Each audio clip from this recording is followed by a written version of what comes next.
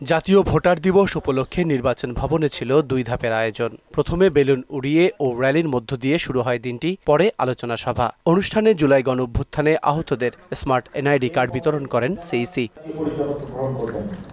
নিজেদের বক্তব্যে কমিশনাররা তুলে ধরেন জাতীয় নির্বাচনকে সুষ্ঠু ও গ্রহণযোগ্য করতে কমিশনের নেয়া নানা উদ্যোগের তথ্য। 1.5% অফ দ্য ভোটার অলমোস্ট এরা এই ভোটার তালিকায় থেকে গেছিল। এদের কারণেই অনেক সময় আমরা ভুয়া ভোটার তালিকা, বায়বীয় ভোটার তালিকা ইত্যাদি শব্দ শুনতে হয়েছে আমাদেরকে। এবং কৌতুক করে অনেকে বলেছেন যে মৃত লোক ভোট দিতে আসে, বাড়িতে আসে না। আমি কোনোভাবেই এই দায়কে এড়াতে পারি না।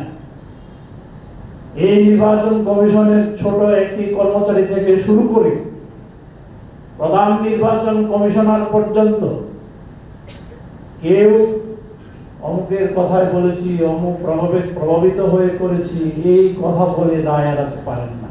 সকল দলের অংশগ্রহণ হলেই পার্টিসিপেট হয়। আমি আরেকটু এক লাইন বাড়িয়ে বলি যে জনগণের যে স্বতঃস্ফূর্ত অংশগ্রহণ, সেটাই বোধহয় পার্টিসিপেটরি ইলেকশনের অন্যতম প্রধান নিয়ম। গ্রহণযোগ্য নির্বাচনের প্রয়োজনে রাজনৈতিক দলগুলো বিধিবিধান মেনে চলবে এমন নিশ্চয়তা নিতে ঐক্যমত্য কমিশনকে পরামর্শ দেন সিইসি। বলেন, দলগুলোর বিপরীতমুখী বক্তব্য ইতিবাচক। যখনই বিভিন্ন দল বিপরীতমুখী বক্তব্য দেয়, আমি আদৌ এটা কিন্তু আশাহত হই না। ফাইনালি দেখবেন at the end of the day আমাদের রাজনীতি বিদ্রোহ কিন্তু ভুল ঘটে। দেখবেন যে at the end of the day মানুষ যখন চায়, দেখবেন যে একটা পর্যায়ে গিয়ে একটা ইকুইলিব্রিয়াম আসবে, একটা ব্যালেন্স আসবে, একটা জায়গায় তারা একমত হবে, সেই বিশ্বাস আমার আছে। আমাদের এরকম অনেকে আছে মনে করে যে আমার দলটাই কালী দেশপ্রেমিক, আর কোনো দল দেশপ্রেম নাই। এই কথাটা ঠিক না। জনগণের প্রত্যাশার সঙ্গে কমিশন প্রতারণা করবে না বলে আবারও প্রত্যয় ব্যক্ত করেন নাসিরউদ্দিন।